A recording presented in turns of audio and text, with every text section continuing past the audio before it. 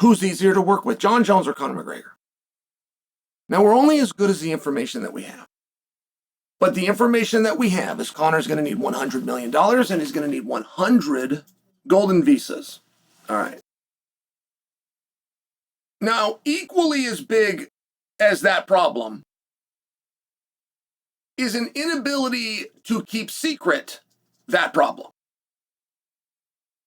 Like a guy that's going to get $100 million on 100 golden visas has got to be a guy who you can trust will not tell anybody he got $100 million or 100 golden visas. I mean, not for nothing.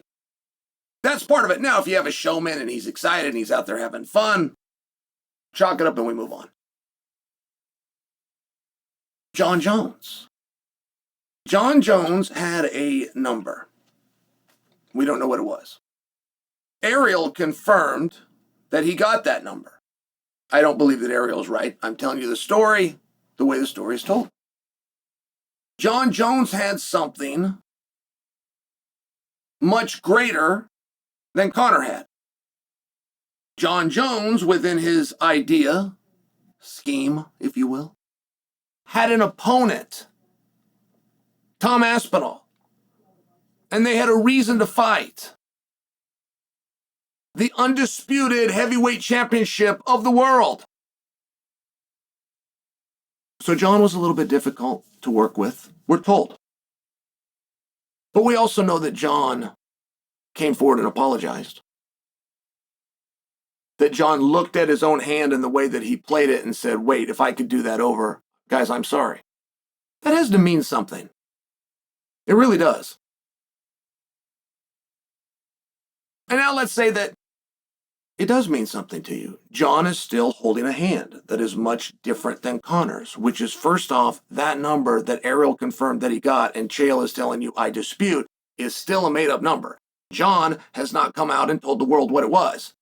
Step one in getting that number, keep your mouth shut. Point for Jon. Jon has an opponent. It would seem in Tom Aspinall. Things could certainly change, but we're talking about right now. That would make him a main event.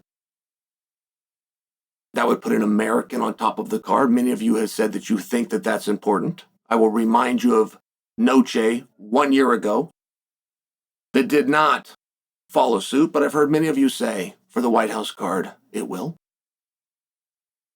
So now we got a more realistic price that most importantly, Jon has kept to himself. We have an opponent, we have a reason for fighting. With Conor McGregor, we have an exorbitant number that did not stay quiet, that you did tell the world. By the way, we don't have an opponent, we don't have a title, we don't even have a weight class.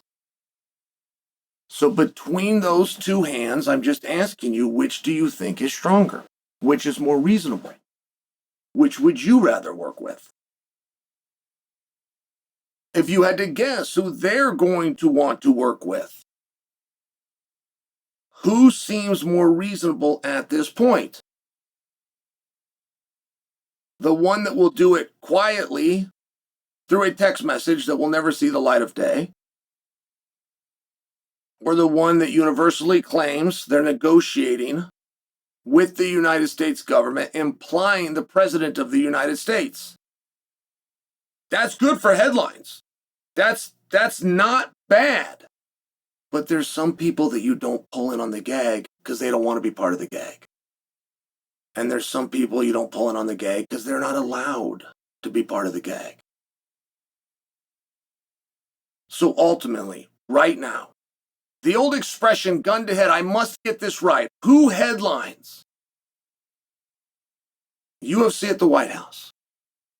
Conor McGregor, who can't quit running his mouth on what you're going to give him, or Jon Jones, who wants too much but will at least keep it quiet. If I had a gun to my head right now, playing that game, I would not hesitate. In fact, I would be excited knowing I was going to win. The correct answer, Ilia Topuria. That is who is going to headline UFC at the White House.